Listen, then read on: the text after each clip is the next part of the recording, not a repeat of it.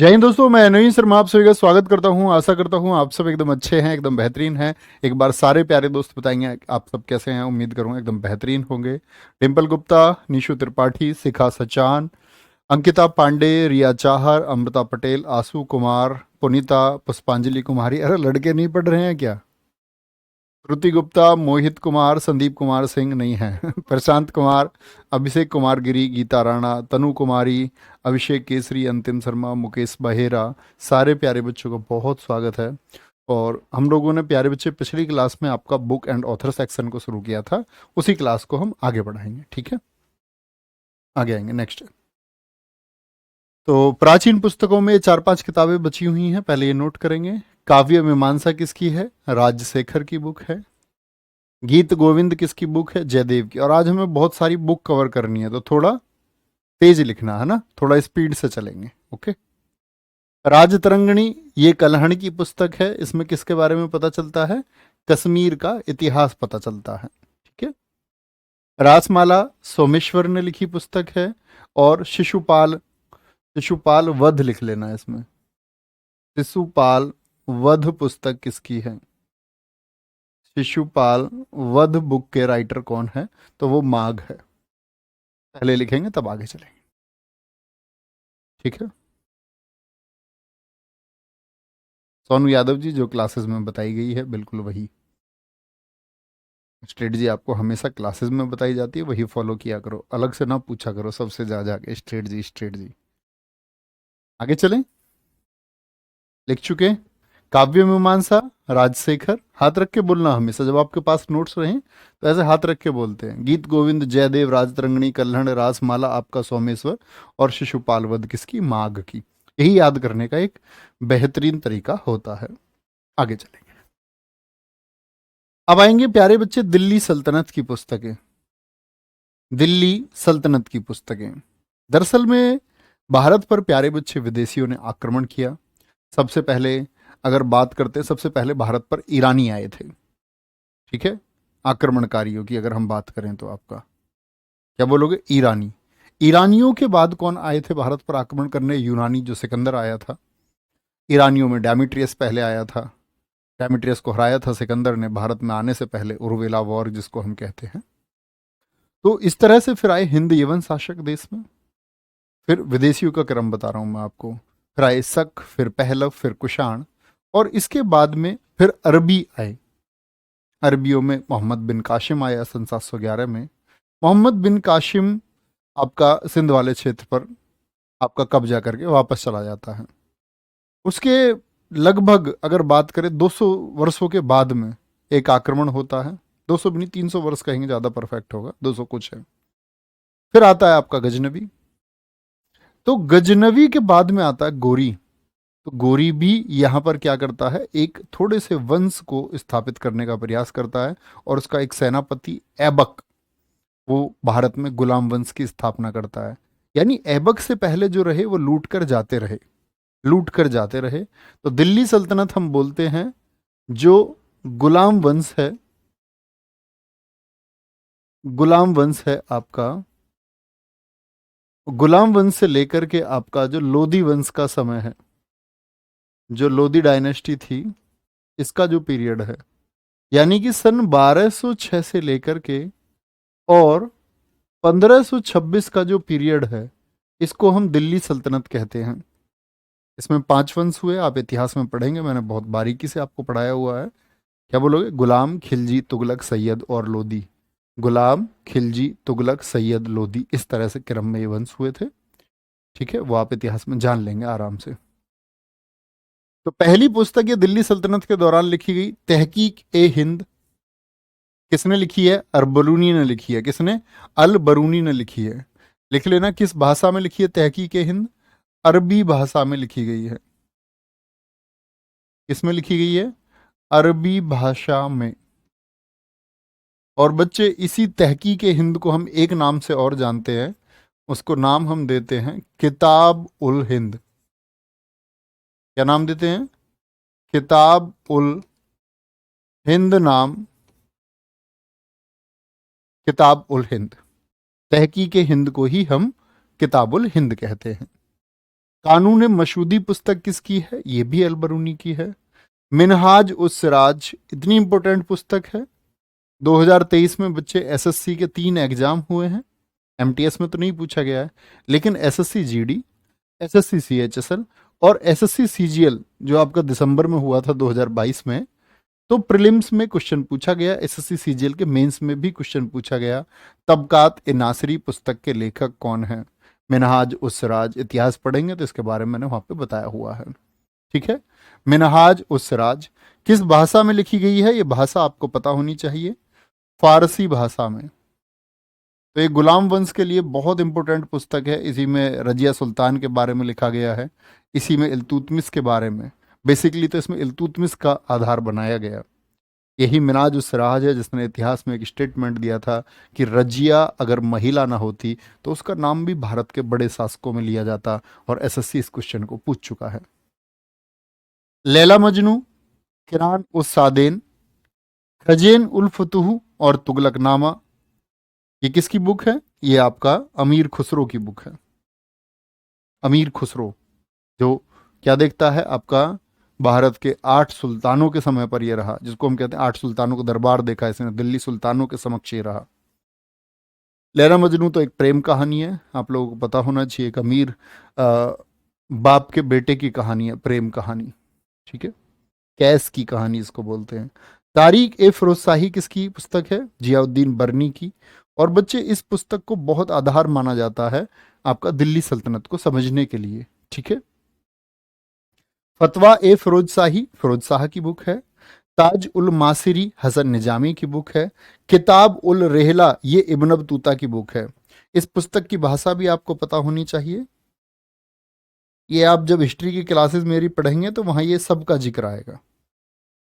यहाँ आप सिर्फ नाम जान लीजिए, क्योंकि एक ही चीज को हम 4 जगह पढ़ें उसका कोई अर्थ नहीं है। इतिहास आप पढ़ेंगे वहां पर है किताबुल रेहला कि ये मोहम्मद बिन तुगलक के समय पर आया, इब्न बतूता मोरक्को से आया था। 1333 में इस पुस्तक को लिखता है, और जैसे ही पुस्तक पूर्ण होती है उसके बाद इसको 1342 में चीन का राजदूत बना करके भेज दिया जाता है मोहम्मद बिन तुगलक द्वारा। और उससे पहले वो उसको ये दिल्ली का न्यायाधीश यानी काजी नियुक्त करता है। तो ये सारी चीजें इतिहास में है। ठीक है, आगे। वेरी गुड, अन्नू सुतार कह रहे हैं सर, तोताए हिंद कहते हैं अमीर खुसरो को। वेरी गुड, बहुत शानदार। चलो आगे आए। बहुत बढ़िया, वेरी गुड वेरी गुड। ये जो बहुत सारी बातें होती है आपको कॉलिंग टीम से जाननी चाहिए, उसके लिए कॉलिंग टीम होती है किसी भी इंस्टीट्यूट के पास में। सारी चीज़ें क्लास में नहीं बताई जा सकती हैं। रियली सॉरी जो भी बच्चे लीक से हट के क्वेश्चन पूछते हैं। सर मेरे एमटीएस में 21 क्वेश्चन सही हुए हैं 3 बजे वाले प्रैक्टिस सेट से। बहुत सारे बच्चों के मैसेज हैं दोस्त। और जीएस एसएससी की थोड़ी कठिन रहती है, लेकिन इस बार एमटीएस में आप देखोगे क्योंकि आरडब्ल्यूए अब स्टैटिक पर अपनी कमांड बना चुका है। स्टैटिक जीके ऐसा नहीं था कि पेपर आसान है, आप बच्चों को स्टैटिक मत पढ़ाओ इस बार भी। बच्चे 8-10 क्वेश्चन पर रह जाते हैं एमटीएस में भी। और कौन पढ़ाता है स्टैटिक? कोई भी नहीं पढ़ाता दोस्त, किसी चैनल पे कहीं नहीं पढ़ाई जाती। और अगर आप भी स्टैटिक नहीं पढ़ते तो 10 क्वेश्चन माइनस कर लो अपने स्कोर में से। और जगह के बच्चे इतना ही करके आए होंगे, वादा है, प्रॉमिस है। ठीक है, ऐसा नहीं है कि मैं ये बात इसलिए बोल रहा हूँ कि यहाँ हमारे पास पढ़ना हो। ये बात मैं इसलिए बोल रहा हूँ कि ये इस एजुकेशन जो फील्ड है इसकी सच्चाई है ये। आप पूछ लो किसी बच्चे का एमटीएस का कोर्स हो, एमटीएस के कोर्स में अगर आपको ज्योग्राफी, हिंदी, हिस्ट्री, इनके अलावा अगर एक सब्जेक्ट मिल जाए स्टैटिक किसी ने पढ़ाया हो, और स्टैटिक से 10-10 क्वेश्चन आ रहे हैं, तो कौन जिम्मेदार है? जिम्मेदारी तो होनी चाहिए ना, जिम्मेदारी लेनी चाहिए। आगे आएंगे, आगे आएंगे नेक्स्ट। कोई दिक्कत? सर फैजी इनके भाई थे। नहीं, फैजी किसके भाई थे? फैजी अभी कहाँ आ गया? अबुल फजल के भाई है फैजी। आगे आएंगे। मुगल कालीन पुस्तकें। अब मुगल काल कब से शुरू हुआ? जब बच्चे लोधी वंश का अंतिम शासक था, आप इतिहास में पढ़ेंगे, इब्राहिम लोधी को हरा करके बाबर ने मुगल वंश की स्थापना की। और मुगल वंश कब से कब तक रहा? 1526 से शुरू होकर के 1857 तक रहा। बस ये बीच में डिस्टर्ब रहा है। बीच में 15 वर्षों के लिए डिस्टर्ब रहा। बीच के 15 वर्ष, क्योंकि वो कौन से 15 वर्ष थे? वो थे 1540 से 55। क्योंकि एक अफगान होगा, आपका, जिनको बोलते शेर, क्या बोलते हैं हम, शेर खान, शेर शाह सूरी के नाम से जाना जाता है। तो शेर शाह सूरी हुमायूं को हरा देता है, और हुमायूं भाग करके अपनी जिंदगी गुजारता है, और बड़े स्ट्रेटजिकल तरीके से गद्दी, दिल्ली की गद्दी पर बैठता है सूरी वंश। तो ये 15 वर्ष डिस्टर्ब रहे हैं। बाकी तो अगर ये 15 वर्ष हम माइनस कर दें, 331 वर्ष बैठते हैं, 331 वर्षों में से हम 15 वर्ष ये घटा दें, तो कुल मिलाकर के मुगलों का शासन देश में 316 वर्ष रहा। ठीक है, ये यहाँ करने की बातें नहीं है स्टैटिक जीके में जो मैं यहाँ कर रहा हूँ, क्योंकि ये सब मैं आपको इतिहास में पढ़ा चुका हूँ। अब वो क्लासेस कर रहे होंगे तो उन बच्चों को पता होगा। ठीक है, बहुत बढ़िया।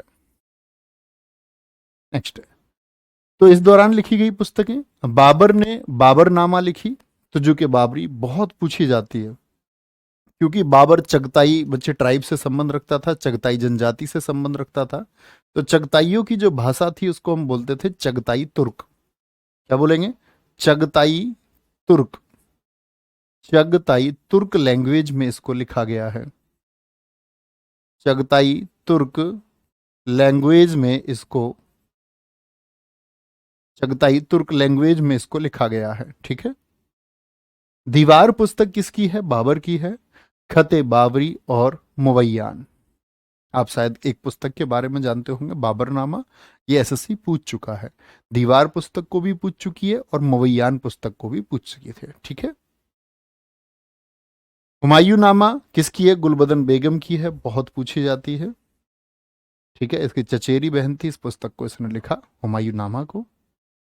और मुगल काल की जो पुस्तकें हैं, सबसे इंपॉर्टेंट बात, अगर इसको हम छोड़ दे चगताई तुर्क को, तो मैक्स ज्यादातर क्या, सभी किताबें फारसी भाषा में लिखी गई। किस भाषा में लिखी गई हैं? सभी फारसी भाषा में। क्योंकि मुगलों की बच्चे जो राजभाषा थी ना, जो इनकी ऑफिशियल लैंग्वेज थी, जो इनकी दरबार की भाषा थी, वो भी फारसी ही थी, इसीलिए फारसी में लिखा गया। ठीक है सर, ऑप्शन में तुर्की हो तो? केशव मिश्रा जी, ऐसे दिमाग लगाने को क्यों करते हो आप प्रयास? कुछ भी हो सकता है ऑप्शन में, तो उसका क्या मतलब? मैंने आपको बताया इस किताब की भाषा चगताई तुर्क है। ठीक है, यानी तुर्क के दौरान चगताई जनजाति मैंने आपको बताई है, और तुर्क क्षेत्र तो तुर्की। तो तुर्की लिख देगा तो सीधी सी बात है, तुर्की हमको चुनना होगा। ठीक है, अब ऐसा नहीं है कि इसका ये हो इसका ये हो, तो कुछ भी संभव है, ऐसे तो आ सकता है। तारीख ए शेर शाही, हुमायूं नामा की भाषा आप लिख सकते हैं, जिन बच्चों को नहीं पता हो, कि फारसी भाषा में, ये इंपॉर्टेंट है। किस लैंग्वेज में दोस्त? फारसी लैंग्वेज में। आगे आएंगे। तारीख ए शेर शाही, अब्बास खां सरवानी। क्योंकि देखो, ये शेर शाह कौन है? शेर शाह सूरी ने हराया हुमायूं को, और हुमायूं का बेटा है अकबर। अकबर को जब पता चला कि उसके बाप को भागने पर मजबूर कर दिया एक स्थानीय शासक ने, तो उसने बोला मैं उसके बारे में जानना चाहता हूं। तो अकबर के कहने पर यह किताब लिखी गई, अब्बास खां सरवानी ने लिखी है, तारीख ए शेर शाही। अकबरनामा, ये अकबर के समय पर ही अबुल फजल, अकबर के एक रतन थे 9 रत्नों में से, उन्होंने लिखा है। ठीक है, देखेंगे ध्यान से। मोहित कुमार जी, बहुत सारा प्यार भाई। यहाँ एक बात नोट करना, पहले ये नोट कर लें तब लिखेंगे, क्योंकि अकबरनामा के बच्चे भाग से भी क्वेश्चन पूछे जाते हैं, इसके पार्ट से भी क्वेश्चन पूछे जाते हैं। नहीं बच्चे, हिस्ट्री अपलोड है, मनीष कुमार सिंह, मैं हिस्ट्री की क्लास नहीं लूंगा। हिस्ट्री की आपके लिए रिकॉर्डेड क्लास अपलोड कर दी गई हैं। आप अपना एक टाइम टेबल बना के एक ग्रेजुएट छात्र की तरह उसको बांट लें, कितनी वीडियोज हैं, कितनी वीडियोज में कर सकता हूँ। ओके, बहुत बढ़िया। रिशु त्रिवेदी जी को ब्लॉक कर दिया जाए ताकि इनका कमेंट ना आ पाए। सर वोकाबुलरी याद नहीं हो पा रही है, सजेशन दीजिए। ये स्टैटिक जीके की क्लास में इंग्लिश का सजेशन चाह रहे हैं। कैसे तुम बोल सकते हो यार, ये याद नहीं होता वो याद नहीं होता है? बात नहीं करते खुद से?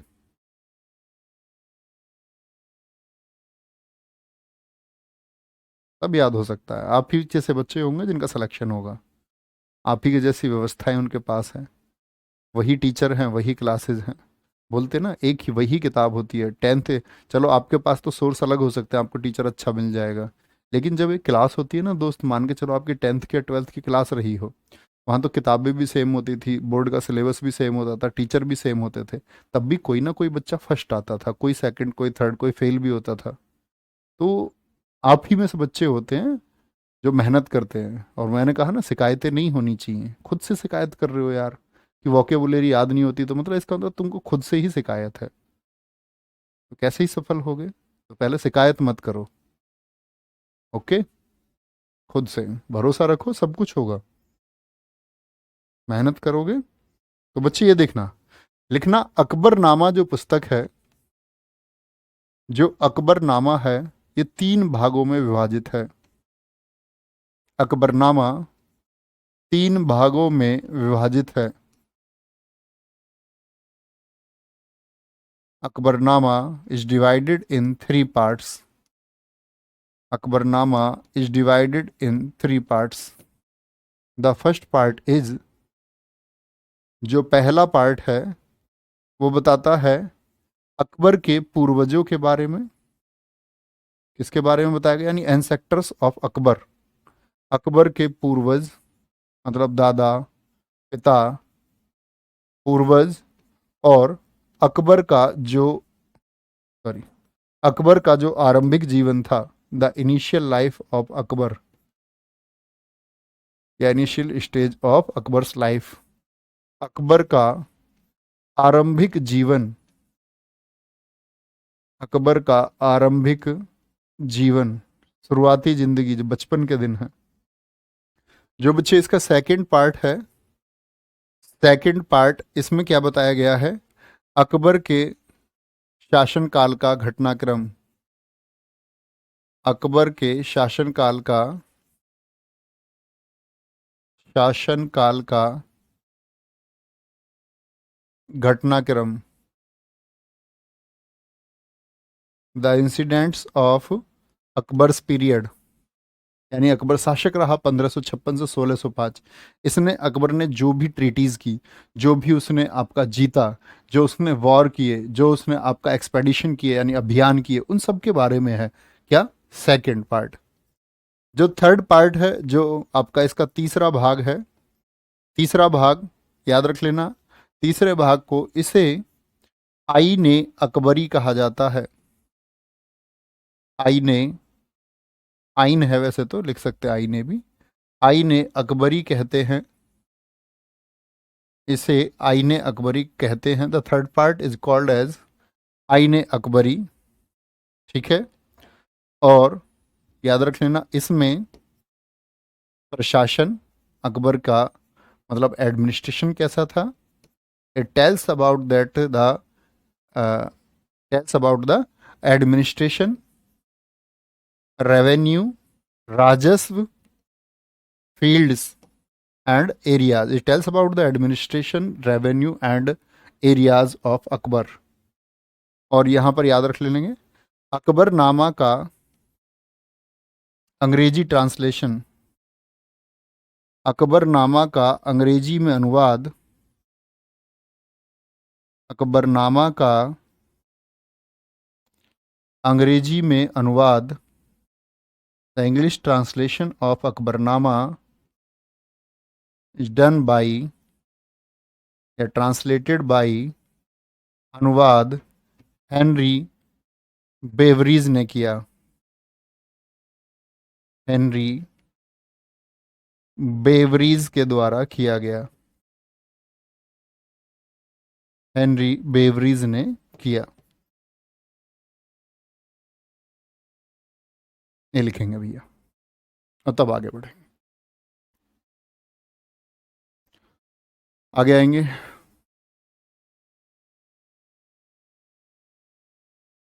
बोलेंगे भाई, बहुत शानदार। अरुण सक्सेना जी, माता जी के चरण स्पर्श, प्यारे दोस्त। यस शर्मा, ये आप इतिहास की क्लास में जानेंगे अकबर कैसे लड़ा था, कैसे नहीं लड़ा था। अच्छा, आप ये चाहते इतिहास की सारी चीज़ें मैं यहाँ भी बताऊँ और वो इतिहास की क्लास वहाँ ऐसे ही रहने दें? सर, आरंभ और प्रारंभ में क्या अंतर होता है? प्रियांशी वर्मा जी कह रही हैं। अच्छा क्वेश्चन है। आज तुम्हारे मन में सारे डाउट मैं तुम्हें सारे सॉल्व करने लग जाऊँ है। देखो ऐसा होता है, हमने किसी चीज को शुरू किया, जैसे आपने मन बनाया कि आप तैयारी शुरू करोगे, ये आरंभ है। आरंभ यानी शुरू कर दिया, लेकिन आप रुक गए 2 महीने, 4 महीने, 6 महीने, तो अब रुक चुके हो आप, यानी जो आरंभ आपने किया था वो रुक चुका है। फिर से आरंभ करना, पुनः आरंभ करना, ये प्रारंभ कहलाता है। फिर से जो स्टार्ट होता है, ठीक है, अगेन स्टार्ट जो होता है उसको हम बोलते हैं प्रारंभ। ठीक है, आगे चलेंगे जी। आईने अकबरी, मैंने बोला ये तीसरा पार्ट है, तो जाहिर सी बात है अबुल फजल के द्वारा ही लिखा गया होगा। ठीक है। फुतुहात ए आलमगीरी फुतुहात ए आलमगीरी, सोनू गुजर बरेली कह रहे हैं सर, उसकी ट्रिक नहीं बताई। ट्रिक क्या है? गुल खिले तुम सनम लो। अबे यार, ये ग्रेजुएशन के बच्चे हैं, ये ट्रिक नहीं पढ़ते। ट्रिक इतनी याद कर ली बहुत है स्टैटिक में, इसमें क्या ट्रिक याद करनी है? गुलाम खिलजी, तुगलक, सैयद लोधी। मैं आप लोगों को देखना चाहता हूँ कि आपकी इन फ्यूचर आप यहाँ से प्रमोट हों, सीजीएल से आगे भी आप जाएं, पीसीएस आप जाएं, यूपीएससी आप जाएं। आप, हर किसी के अंदर बराबर पोटेंशियल होता है, आप जा सकते हैं। आप ही में से छात्र जाएंगे, बिल्कुल जाएंगे। तो तुम ये ऐसे स्ट्रक्चर फॉलो मत करना, गुल खिले तो सनम लाओ जैसे मारे जाओगे। स्कैन टेक्निक इस्तेमाल करो, सबसे अच्छा है, कोई आवश्यकता नहीं है। आईने अकबरी, फतुहात ए आलमगीरी, ईश्वरदास नागर। मुंतखब उद तवारीख, अब्दुल कादिर बदायूनी की, अकबर के समय की रचना है। जहांगीरनामा, जहांगीर की। चार चमन पुस्तक एसएससी ने बहुत पूछी है, उम्मीद करता हूँ इस बार आपकी परीक्षा में आएगी। चार चमन पुस्तक, और जब मैं उम्मीद करता हूँ ना क्वेश्चन की, तो पता नहीं आ जाता है क्यों, इनर विल्ट ऐसा लगता है मुझे आएगा ये। चार चमन पुस्तक चंद्रभान की है, और ये शाहजहां के शासनकाल की। क्वेश्चन आपसे ये भी पूछा सकता है कि आपका मुगल काल के दौरान लिखी गई पुस्तक चार चमन किस शासक के शासनकाल के बारे में बताती है? तो शाहजहां के बारे में बताती है, चंद्रभान ब्राह्मण ने इसको लिखा था। मजम उल बहरीन और सीर अकबर, दारा शिकोह। पढ़ना आप, उसमें मैंने आपको पढ़ाया होगा दारा शिकोह, मतलब गद्दी पे दारा सिकोह को बैठना था शाहजहां के बाद में, लेकिन औरंगजेब ने इससे गद्दी छीन ली। लेकिन इसको जो हिंदू धार्मिक शास्त्र थे उसमें बहुत रुचि थी दारा सिकोह को। तो जो उपनिषद हैं, 52 उपनिषदों को इसने ट्रांसलेशन किया फारसी में, कि ये उपनिषदों में इतना अच्छा ज्ञान है जो फारस या अरबियों को भी पढ़ना चाहिए, ये दुनिया के कोने कोने तक जाना चाहिए, लेकिन वो लोग हिंदी या संस्कृत में नहीं पढ़ सकते थे। तो इसीलिए इसने ये उपनिषदों का ट्रांसलेशन किया है सीर ए अकबर नाम से। ठीक है, बहुत बढ़िया जी, आगे आगे, बहुत बढ़िया। रोशन सिंह कह रहे सर इतने सारे क्लासेस हैं। नहीं बच्चे, वो आपको मैनेजमेंट करना होगा क्लासेस के बारे में। क्लासेस एकदम ठीक हैं, अच्छे बच्चे सारे सेटिस्फाई हैं क्लास से, मेहनत करते हैं। वो मैनेजमेंट आप अपना बनाइए, एटलीस्ट आपको मैनेजमेंट अपना बनाना आना चाहिए। हर अच्छे छात्र को अपना मैनेजमेंट बनाना चाहिए। क्लासेस से कभी परेशान नहीं होना है।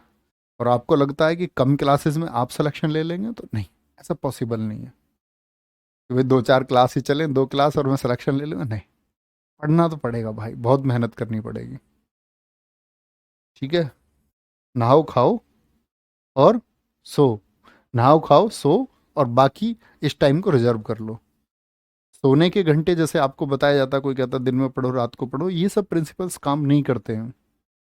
हाँ, रात को सोना दिन के सोने की अपेक्षा ज़्यादा अच्छा है अगर तुलना करें तो। लेकिन आप सोएं कितने घंटे, जैसे कोई बोलेगा 6 घंटे, कोई 5 घंटे, ये बच्चे अलग अलग आपकी फिजिकल कंडीशंस पर डिपेंड करता है, आपका शारीरिक स्वास्थ्य कैसा है। आप फिट एंड हेल्दी हैं, आप अगर योगाभ्यास करते हैं, या आप ध्यान लगाते हैं 10 5 मिनट 15 मिनट, या आप 10 15 मिनट योगा करते हैं, या आप 10 15 20 मिनट एक्सरसाइज करते हैं, तो एनफ है आपके लिए। ठीक है, 5 साढ़े 5 घंटे की नींद भी एनफ है, आप लेट कर पढ़ सकते हैं, वो आराम भी नींद में ही काउंट होता है। कभी आप 7 घंटे सो जाइए, कोई दिक्कत थोड़ी है, कभी 5 सो जाओ, बाकी तो पढ़ो ना आगे आएंगे, नेक्स्ट। स्वतंत्रता संग्राम के समय की पुस्तकें। यानी कि जब स्वतंत्रता संग्राम चला देश में तो उस दौरान की पुस्तक है। सत्यार्थ प्रकाश दयानंद सरस्वती जी की पुस्तक है। दयानंद सरस्वती जी के बारे में आपको पता होना चाहिए, आपका वो मैंने इतिहास में आपको पढ़ाया है। 1875 में इन्होंने आर्य समाज की स्थापना की थी और 1875 में ही इन्होंने बुक लिखी थी। 1875 में 1875 में हिंदी में लिखी, क्या बोलोगे? 1875 में हिंदी में लिखी, ये पहला संस्करण था इसका। याद रख लेना, इसका सेकंड एडिशन, जो थोड़ी बहुत प्रिंटिंग एरर्स वगैरह इसमें रह गई थी, तो सेकंड एडिशन इसका ये भी पूछा गया है। सत्यार्थ प्रकाश एक चर्चित पुस्तक है भारत की, क्योंकि बच्चे दरअसल में देश में चला क्या। 1875 का पीरियड आप समझ सकते हैं, ये गुलामी का पीरियड था, भारत स्वाधीन नहीं था। तो जो कन्वर्जन है, जो आपका अगर बात करते हैं हम कि धर्मांतरण है, वो एक बहुत बड़े स्तर पर हुआ। सत्यार्थ प्रकाश जैसे मैंने पढ़ा तो आप जानेंगे उसके बारे में। तो वो समय की स्थितियों के बारे में है कि जब लगभग बोलते हैं कि प्रतिदिन लगभग 150 हिंदुओं को मुस्लिम बनाया जा रहा था और लगभग लगभग आपका 70 व्यक्ति रोज जो ईसाइयत में कन्वर्ट किए जा रहे थे, हिंदू लोग। तो उसके लिए पुस्तक को लिखा है दयानंद सरस्वती ने, क्योंकि ईसाइयों ने तो ये मतलब सारी हदें पार कर दी। उन्होंने भारतीयों को ऐसे पुस्तकें या ऐसा प्रिंट में बहुत सारी चीज़ें करवाई कि कृष्ण भगवान को नीचे दिखाया जाए, तो रंगीला कृष्ण नाम से ऐसे किताबें लिख दी, ठीक है। और इतनी गंदी नाम से भी किताबें लिख दी, सीता का छिनाला, ऐसी ये नाम से किताबें देश में सर्कुलेट हुई। तो तब वो ऐसी स्थिति में लोगों को जागरूक करने के लिए तब दयानंद सरस्वती जी ने सत्यार्थ प्रकाश को लिखा। आप भी पढ़ना कभी, बहुत शानदार पुस्तक है। गीतांजलि गोरा ये रविंद्रनाथ टैगोर ने लिखी हैं और इनकी अदर बुक्स हैं जो पूछी जाती हैं, ठीक है। आगे आएंगे। Post master, the post office, stray birds, vocation, Kabuliwala, Chokher वाली। बहुत बढ़िया, वेरी गुड, बहुत शानदार। प्रियांशी वर्मा कह रही है सर आपने द केरला स्टोरी देखी? नहीं, मैंने अभी नहीं देखी। मैं ये कहता हूँ कि वो उन सबको देखना चाहिए जो उस चीज़ के बारे में नहीं जानते हैं, और शायद मैं वहाँ की एक एक स्थिति से अवेयर हूँ, वो मैं जानता हूँ। जो एक मूवी में दिखाया गया होगा उससे कहीं ज़्यादा उसके बारे में मैंने जाना है। तो जिन जो नहीं जानते हैं उनको जानना चाहिए, ज़रूर देख लेना चाहिए, ठीक है। Post master, the post office, stray birds, vocation, Kabuliwala, Chokher Bali, sepoy mutiny, R C Majumdar, important book है। दरअसल में 1857 का संग्राम हुआ और अंग्रेजों के खिलाफ एक सबसे बड़ा संघर्ष था। उस समय बच्चे देश में हिंदू मुसलमान का बीज नहीं था। 1857 के संग्राम में हिंदू और मुसलमान एक साथ लड़े और अंग्रेजी शासन को हिला दिया। मतलब एक सेंट्रल लीडरशिप नहीं थी, एक केंद्रीय नेतृत्व नहीं था, फिर भी अंग्रेजों को हिला दिया क्योंकि हिंदू और मुसलमान साथ थे। तब ये सांप्रदायिक चीजें नहीं थी। ये सांप्रदायिक चीजें कब से आनी शुरू हुई, ये हिंदू मुसलमान कब से आना शुरू हुआ? तो हिंदू मुसलमान आना शुरू हुआ आपका जब भारत आजाद होने वाला था उससे पहले। यानी बंगाल विभाजन अंग्रेजों ने इसीलिए किया कि भारतीयों को हिंदू और मुसलमानों में बांट सके, और वो कामयाब भी हुए, आज तक वो चलता है। हिंदू मुसलमान बांटा, अब भारत पाकिस्तान बांटा। आप अगर ये पढ़ोगे कभी, बहुत आप रिसर्च करोगे कि जो बांटा गया था भारत और पाकिस्तान को हिंदू और मुसलमान के लिए, क्या उसका कोई फायदा किसी हिंदू को हुआ या किसी मुसलमान को हुआ सच में? तो वो रिसर्च आप करेंगे, आप पाएंगे शून्य रिजल्ट उसके मिलते हैं कि अफरा तफरी में जो जून 1948 में देश आजाद होना था, उसको इतनी जल्दी आजाद किया गया 15 अगस्त 1947 में। यानी कि अगर हम बात करें 4 और 10 महीने पहले जो हड़बड़ी की गई, क्योंकि उस समय के नेताओं को इतनी हड़बड़ी थी क्योंकि वो बूढ़े नेता हो रहे थे। बूढ़े नेता, जिन्ना बहुत जल्दी थी, बूढ़ा आदमी 71 साल, वल्लभ भाई पटेल बूढ़े हो रहे थे, नेहरू जी खुद 60 साल के हो चुके थे, वल्लभ भाई पटेल 70 साल के लगभग हो चुके थे। तो ये 1857 का जो संग्राम है, इसने अंग्रेजी शासन को जब हिला दिया, तो क्या बोला ब्रिटिशियर सरकार ने उस समय की कि इसके ऊपर एक इतिहास लिखा जाए और उसको मॉडिफाइड किया जाए, ताकि लोगों में ये मैसेज ना पहुंचे कि हिंदू और मुसलमान एक साथ थे। तो आरसी मजूमदार को अपॉइंट किया गया, लेकिन आरसी मजूमदार ने झूठ लिखने से मना कर दिया। इन लोगों को बोलते लेखक। ये शानदार लोग हैं जो झूठ ना लिखे। तो फिर ऐसे एक क्वेश्चन पूछा जाता है, 1857 के संग्राम का 1857 के संग्राम का सरकारी इतिहासकार कौन है? सरकारी इतिहासकार कौन है? तो ये जिम्मेदारी फिर इनको दी गई थी, और सरकारी इतिहासकार थे इसके कौन? Doctor S N Sen. Doctor S N Sen. ठीक है। फिर इन्होंने तो बेचारे ने, आरसी मजूमदार ने जो लिखा, वो तो 110 साल बाद पब्लिश हो पाया, 1957 में पब्लिश हो पाया जो इन्होंने लिखा। ठीक है, आगे आएंगे।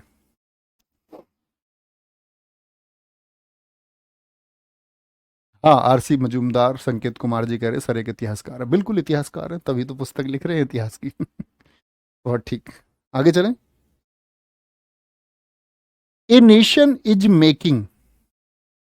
और बच्चे, जो कोई लिखता है ना, हमेशा कभी आप किसी पुस्तक को आधार मत मानना। आप रिसर्च करना अपनी, कभी भी किसी मुद्दे पर पहुंचने से पहले। ऐसा नहीं कि कहीं आपने पढ़ लिया कि गांधी को गोडसे ने क्यों मारा, तो जो नाथुराम गोडसे के पक्ष के लेखक हैं वो उनको सही ठहराएंगे और वो बताएंगे। एक पक्ष ऐसा होगा जो बताएगा कि ये देश के लिए एक बहुत बड़ा नुकसान हुआ और वो कैसे लोग थे और गांधी जी क्यों मारा, तो वो गांधी जी वाले पक्ष को ठीक ठहराएंगे। तो लेखक का भी अपना एक पक्ष होता है। लेखक, आपको कैसे पता चले कौन सा निष्पक्ष है?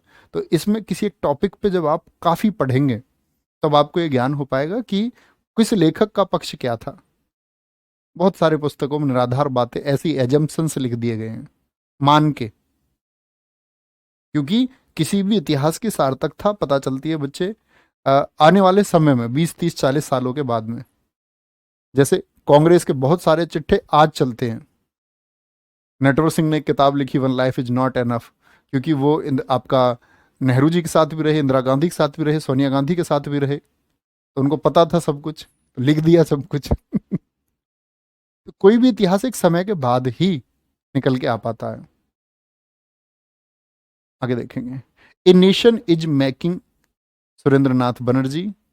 The Indian war of independence, Vinayak Damodar Savarkar. VD Savarkar बहुत चर्चित चेहरा है देश का, विवादित चेहरा भी है। विवादित इसलिए हैं क्योंकि जब ये आपका अंग्रेज अधिकारियों की हत्या, जैक्सन आदि की हत्या के मामले में जब इनको काले पानी की सजा हुई, तो इन्होंने माफीनामा लिखा कि अंग्रेजी सरकार के खिलाफ कभी कोई एक्टिविटी नहीं करेंगे। तो एक तो उसके लिए मांगते हैं लोग कि एक तो इन्होंने अंग्रेजी सरकार से माफी मांगी, और लोग कहते हैं कि अंग्रेजों के द्वारा इनको पेंशन थी, अकेले पेंशनर थे। लोग ये भी कहते हैं कि ये अंग्रेजों के एजेंट थे। तीसरा जो पक्ष आता है, गांधी जी की हत्या जब हुई तो उसमें हालांकि बाद में इनको क्लीन चिट दी गई उस मामले में। ठीक है। तो 1966 तक का इनका जीवन बड़ा विवादित रहा, गांधी जी की हत्या के मामले में इनका नाम आया। लेकिन देश का एक पक्ष ऐसा है जो इनको राष्ट्रभक्त मानता है। एक पक्ष तो ये हो गया जिसके नेगेटिव इमेज। एक पक्ष मानता है कि जो आरएसएस वाला पक्ष है, क्योंकि डॉक्टर हेडगेवार जो आरएसएस के संस्थापक रहे, उसके बाद में जो मुख्य कमांड रही, और वीडी सावरकर और नाथुराम गोडसे लगभग इन्हीं के सचिव रहे। एक पक्ष सही ठहराता है उनकी गतिविधियों की, गांधी जी के जो एक्शंस थे ये गलत एक्शंस थे, उन्हीं का बदला नाथुराम गोडसे ने लिया। नील दर्पण, दीनबंधु मित्र, यंग इंडिया, महात्मा मोहनदास करमचंद गांधी लिखे हुए हैं। देखो, यंग इंडिया में कभी कंफ्यूज नहीं होना। यंग इंडिया से नाम लाला लाजपत राय का भी आता है। अगर विकल्प कभी मोहनदास करमचंद गांधी ना मिलके लाला लाजपत राय रहे, तो आप लिखना लाला लाजपत राय। क्योंकि जब कांग्रेस की स्थापना हुई, उसके बारे में मैंने इतिहास में बहुत अच्छे से वर्णन किया है कि कांग्रेस की जब स्थापना हुई तो उन्होंने बताया, लाला लाजपत राय ने अपने पत्र यंग इंडिया में, कि ये अंग्रेजों के द्वारा ही स्थापित किया गया एक संगठन है जो उनके लिए एक सेफ्टी वॉल्व का काम करेगा। Young India. की टू हेल्थ, जिसको स्वास्थ्य की कुंजी बोलते हैं, स्वास्थ्य की कुंजी। माई एक्सपेरिमेंट विद ट्रुथ किस भाषा में लिखी गई थी?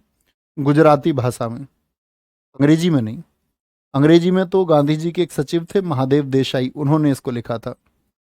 लिख लेना बच्चे ये भी बात जरूर, कि माई एक्सपेरिमेंट विद ट्रुथ किस भाषा में लिखी गई है? गुजराती भाषा में। ठीक है। My life my message most important book है, बहुत बार पूछी गई है, बहुत चार, लगभग 300 से 400 के करीब किताबें हैं जो हमको पढ़नी है। अरे अभी तो बहुत बुक्स है अभी तो मॉडर्न बुक्स पर जाएंगे। लेकिन ये याद रख लेना, जो आप बुक्स पढ़ते जा रहे हैं तो पिछली किताबें आपको याद होनी चाहिए। कहानी पटेल बच्चे मूर्खता का काम क्यों कर रहे हैं? न करो प्लीज। आरंभ और प्रारंभ में अंतर पूछ लिया तो वो एक अंतर लेके आए हैं, सर गुरु और टीचर में क्या अंतर है? हमें सब पूरे जीवन ही पागल रहोगे? एक अवस्था होती है उस तक ही थोड़ा पागलपन ठीक है, फिर ठीक हो जाना चाहिए। आगे आगे। Pathway to God, Hind Swaraj. देखो एसएससी की विशेषता सुनो, गांधी जी ने किताब लिखी थी हिंद स्वराज, तो हिंद स्वराज को हिंद स्वराज नहीं देता, उसको देता है किताब को इंडियन होम रूल के नाम से। इंडिया हिंद को कर दिया उसने एसएससी ने, और स्वराज गृह शासन को कर दिया होम रूल। अब इसमें विकल्प दे देता है एनी बेसेंट, तो बच्चे देखते हैं इंडियन होम रूल, अच्छा एनी बेसेंट, कभी तिलक ऑप्शन दे दिया। इतनी बार ये क्वेश्चन पूछा है ताकि गलत कर दे। ठीक है, आगे आएंगे। Next, poverty and un-British rule of India, दादा भाई Nehru. Poverty and un-British rule of India, ये दरअसल में एक पुस्तक है जिसमें दादा भाई नेहरू जी ने ये बताया कि अंग्रेज, मतलब ड्रेन थ्योरी इन्होंने दी, कि अंग्रेज हमारे देश से पैसे को बाहर कैसे ले जा रहे हैं, कैसे लेके जा रहे हैं। ठीक है। New India, new India Annie Besant,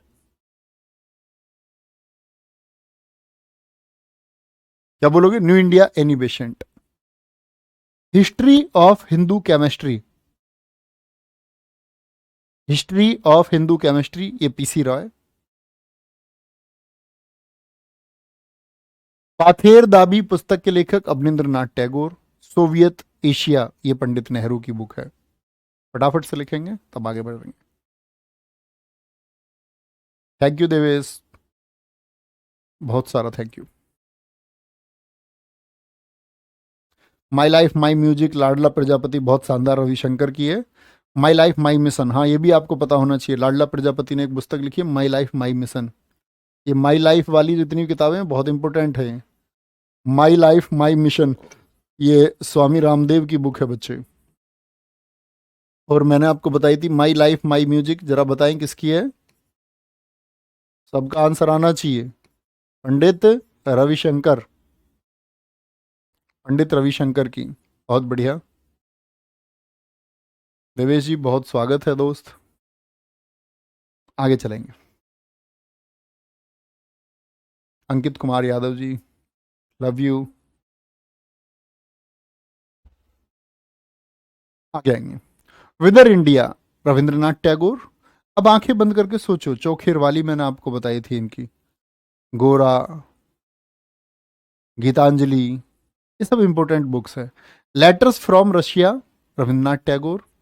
India wins freedom, बहुत पूछी जाती है, Abul Kalam Azad. India unrest, Valentine's role. Problem of the east, problem of the east, ये वही करजन है जिसने भारत को बांटा, यानी कि बंगाल को बांटा, और जिस काम को ये करना चाहते थे, भारत में हिंदू मुसलमान वाली भावना को जन्म देना, उसमें ये कामयाब हुए थे। ठीक है। अभिषेक पांडे जी कह रहे सर मैं पीडीएफ से लिख लेता हूँ, सही है, कोई दिक्कत नहीं है, जैसे आपको सूटेबल है ऐसे आप पढ़ाई कर सकते हैं अपनी।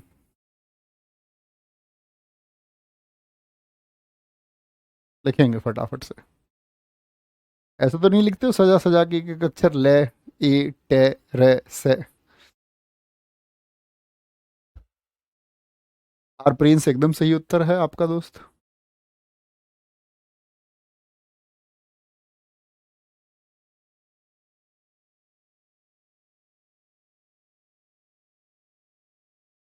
इतने कार्टून कार्टून बच्चों के इसमें लिखे रहते हैं ना मैसेज। मतलब ऐसे नहीं है कि आंसर देने का मन करता है लेकिन नहीं दे पाते बहुत सारे। कुछ कार्टून बच्चे होते हैं, मैं ये सोचता हूँ कि ये बच्चे कब मैच्योर होंगे। और बगैर मैच्योर हुए सिलेक्शन नहीं हो सकता दोस्त, ये भी बात तय है। वो होना पड़ेगा, तुमको सिलेक्शन लेना है तो मैच्योरिटी लानी पड़ेगी। सीरियस होना पड़ेगा पढ़ाई के लिए।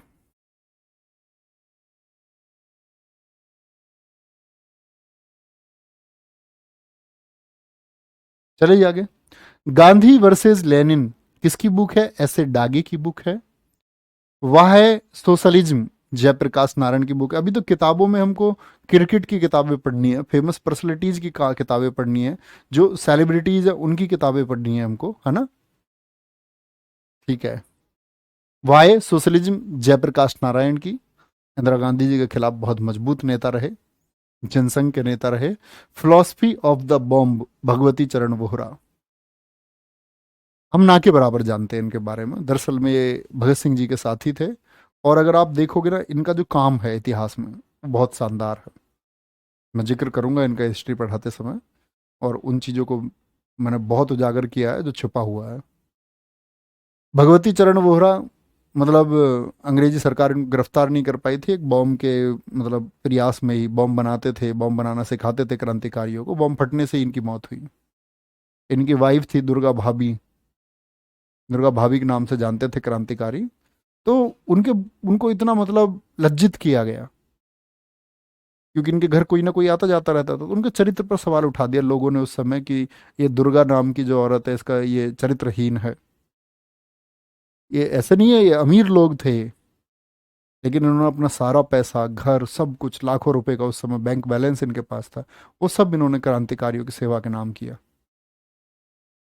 और जो दुर्गा भाभी है वो पूरे देश में, क्योंकि कुछ ये लोग तो चिन्हित लोग थे, इनको तो अंडरग्राउंड रहना पड़ता था, ये पूरे देश में पिस्टल, कहीं राइफल, कहीं बम की जरूरत है पहुंचाती थी। गण देवता तारा शंकर बंदोपाध्याय। इंडियन मुसलमान पुस्तक किसकी है? ये हंटर की है। आगे आएंगे। इंपोर्टेंट बुक है द इंडियन स्ट्रगल। एसएससी बहुत पूछती है, पिछले 4-5 सालों में कई बार पूछा है। चलो नेक्स्ट है लाडला प्रजापति, और मेरे सेलिब्रिटी आप हो भाई। तो ये हमारा सेम सेम है। सर बैच बंद होने नहीं बच्चे, बैच 1 साल तक रहेगा पूरा। पूरा 1 साल रहेगा जब से आपने इसको परचेज किया है। इंडियन मतलब परीक्षा होने के वो 1 साल, मतलब पूरा उसकी 1 साल की वैलिडिटी है, एग्जाम हो ना हो। इंडिया इन ट्रांजिशन, मोहम्मद क्या बोलोगे आपका? एम एन राय, मानवेंद्र नाथ राय थे। गीता रहस्य, ये मांडले जेल में लिखी गई थी जब बाल गंगाधर तिलक को गिरफ्तार कर लिया गया था। और Arctic home in Vedas, important पुस्तक है। Rise of the Maratha power, M G Ranade, Mahadev Govind Ranade. Gandhi ji के गुरु के गुरु, गांधी जी गुरु कौन है? गोपाल कृष्ण गोखले, राजनीतिक गुरु, आध्यात्मिक गुरु उनके आपका रायचंद्र थे। राजनीतिक गुरु, पॉलिटिकल टीचर, और उनके भी पॉलिटिकल टीचर हैं Mahadev Govind Ranade. Rise of the Maratha power, Bharat एक खोज, डिस्कवरी ऑफ इंडिया बोलते हैं इस पुस्तक को। डिस्कवरी ऑफ इंडिया, भारत के बारे में, भारत की प्यारे बच्चे जो डाइवर्सिटी है, विविधता है, उसके बारे में जानने के लिए बहुत शानदार पुस्तक है। रीडिस्कवरी ऑफ इंडिया, ये मेघनाथ देसाई की है। प्रियांशी वर्मा, आपकी बुक कब तक आएगी गुरुजी? 24 नवंबर रिलीज होगी बच्चे, 24 नवंबर। लिख रहा हूँ मैं उसे।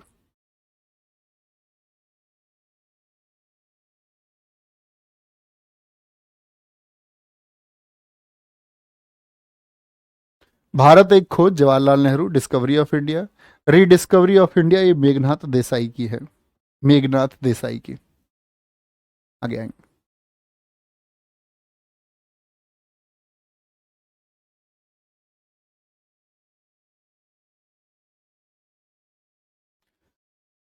नोट करेंगे।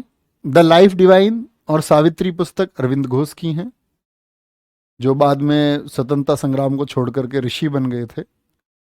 Letters on yoga, essays on Gita, the mothers और फ्यूचर पोएट्री, जिसमें बच्चे एसेज ऑन गीता ये बहुत इंपॉर्टेंट है, और लेटर्स ऑन योगा ये बहुत इंपॉर्टेंट है, और साथ में द लाइफ डिवाइन तो इंपॉर्टेंट है ही। 24 नवंबर ही क्यों सर? क्योंकि 24 नवंबर को मेरा जन्मदिन है उस दिन।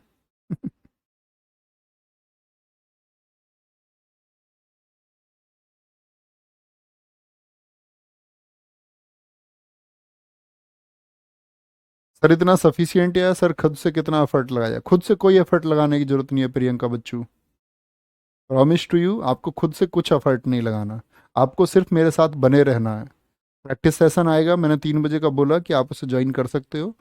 जरूरी नहीं है लाइव ज्वाइन करो, कभी भी मतलब आप देख सकते हो, लाइव देख सकते हो, लाइव देखें।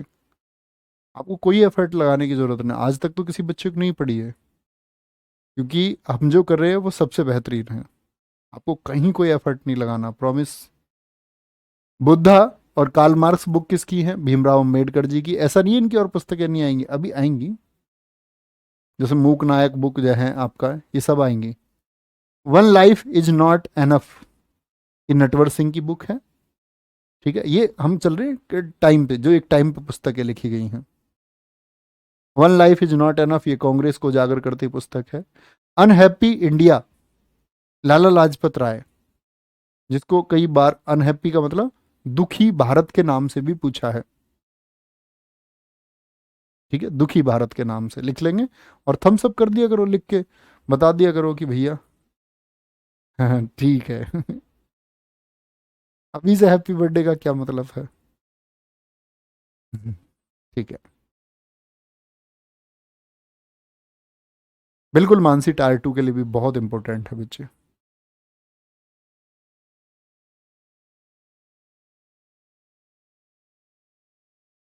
अच्छे से पढ़ते रहे हैं, बस एक संयम के साथ में, चिंता ना करें कभी भी, मेहनत करते रहो। हाँ कुसुम।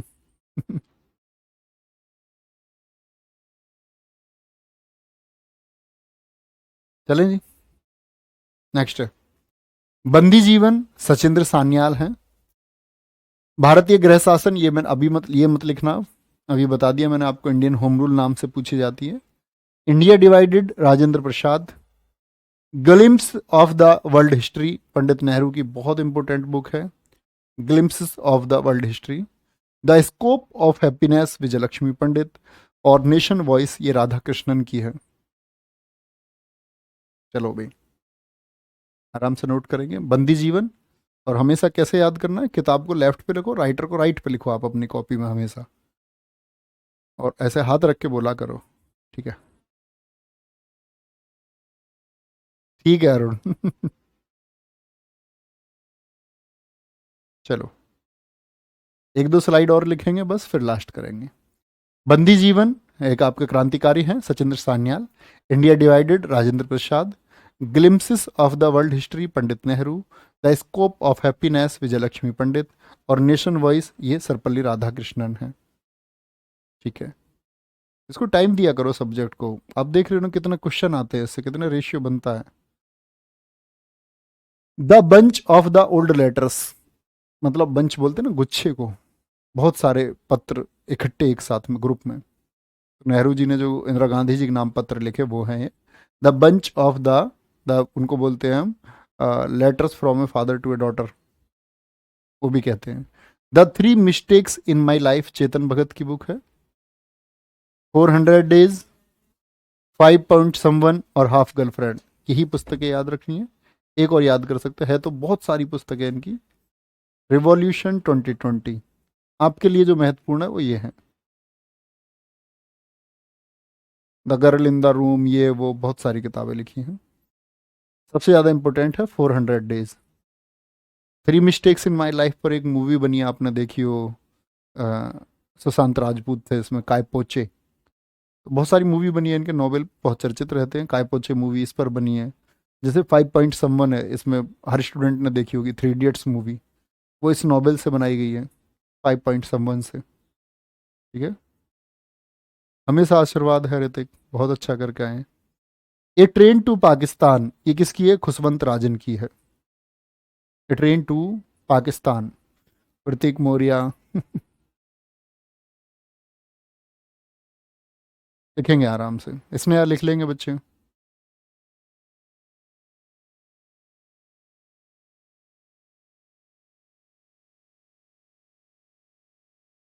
ठीक है मोनिका, वेरी गुड। बात नहीं बनानी है वहाँ, चुगली वाली लड़की मत बनना तुम। अच्छे स्टूडेंट बनना, बहुत बढ़िया है, ग्रुप स्टडी अच्छी होती है।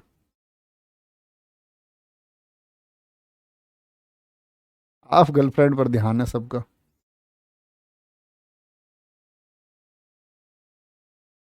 तो अपनी मानसिकता से गुजरोगे नहीं है।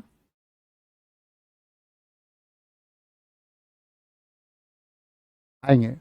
प्रसिद्ध उपन्यास द गाइड, यहाँ पर लास्ट करेंगे, आज की क्लास को नोट करेंगे। द गाइड किसने लिखा है? आर के नारायण ने। स्वामी एंड फ्रेंड्स, बहुत इंपॉर्टेंट किताब है। परसों के ही एमटीएस के सेट में पूछी गई, मालगुडी डेज, माई डेज, पहले से पूछी जाती है, ऐसा नहीं कि एमटीएस में पूछी गई इसलिए इंपॉर्टेंट है। जब एमटीएस के लिए इसको पढ़ा है तब भी मैंने बताया कि ये बहुत इंपॉर्टेंट किताब है। The dark room, my English teacher, और वेटिंग फॉर द महात्मा, जैसे मैं आपको बताऊंगा, बाबा साहेब अम्बेडकर जी की एक किताब है वेटिंग फॉर ए वीज़ा। ऐसी वेटिंग फॉर द महात्मा किसकी है? आर के नारायण की। और द गाइड है, देवानंद ने एक मूवी बनाई है इसके ऊपर, गाइड नाम से ही मूवी है, देखना कभी, अच्छी मूवी है, पुरानी है बहुत पर। PACS indica, an era of darkness, era मतलब युग, युग, एन एरा ऑफ डार्कनेस, ये शशि थरूर की बुक है, यहाँ कभी कंफ्यूज ना हो। एन एरिया, ये क्षेत्र है, वो युग की बात कर रहा है, यहाँ एरिया है, एरा और एरिया में बहुत अंतर है। ये वी एस नौपॉल नहीं, वी एस नायपॉल, कभी कभी हो जाता है error. V S Naipaul. Golden girl, the autobiography of PT Usha, ये किसने लिखी है? लोकेश शर्मा ने लिखी है। सिटीजन एंड सोसाइटी, ये देश के उपराष्ट्रपति रहे, हामिद अंसारी ने लिखी है।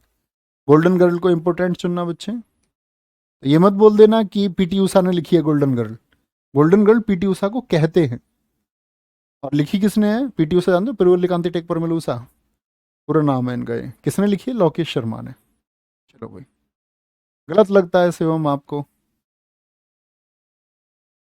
पर ऐसा क्यों लगता है कि नौकरी ही नहीं मिलेगी? क्यों ऐसा लगता है? वो आप सोचने को कुछ भी सोच सकते हैं, मानने से तो सब कुछ है ही दोस्त।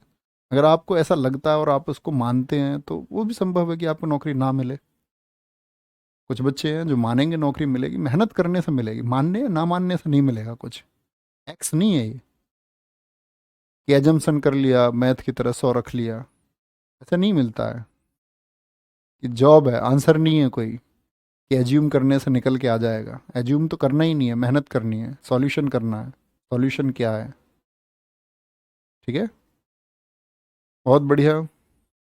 श्री पगलू जी का दीवाना ने आधा घंटा निकाल दिया एक कमेंट में, बहुत शाबाश मेरे दोस्त, बहुत कामयाबी आप पाए। गोल्डन बहू, गोल्डन बहू नहीं है वो, डॉलर बहू है मोहित कुमार, डॉलर बहू पुस्तक है वो। चलो ठीक है, कोई दिक्कत? चलो यहाँ तक का ये रिवाइज करेंगे, फिर आगे चलेंगे अगले सेक्शन पे। लेकिन तीसरी क्लास आए तो पहली दो याद होनी चाहिए, रिवाइज किया करो अच्छे से। एक अच्छे स्टूडेंट की तरह मैं आपसे हमेशा उम्मीद रखूंगा कि आप परीक्षा में प्रश्न बना के आओगे जब मिलेंगे। और ये इतना शानदार कंटेंट है कि इसमें बहुत थोड़ा बहुत मॉडिफिकेशन मैं करता हूँ, और बड़े मन से इस मार्केट के लिए तैयार किया गया। बहुत सारे लोगों ने इसकी कॉपीज की हैं, बहुत सारे लोगों ने इसको बाहर निकाल के अपनी ऑफलाइन कोचिंग्स तक में पढ़ा रहे हैं। बहुत जगह से आता है मेरे पास। ठीक है, और ऐसा नहीं, बहुत बड़ी बड़ी जगह अकेडमियों में भी चल रही है, जहाँ 500 1000 बच्चों तक की भी स्ट्रेंथ है। तो नोट्स निकले हुए रखे हैं, तो अच्छी बात है, मतलब पहुँचना चाहिए। लेकिन आप लोगों को पढ़ाया जा रहा है, आप इससे चूकना मत। ये हमेशा उम्मीद करता हूँ कि आप बहुत शानदार इसको करेंगे। ख्याल रखिए, बाय बाय, टेक केयर, जय हिंद, जय भारत, जय माँ सरस्वती, थैंक यू।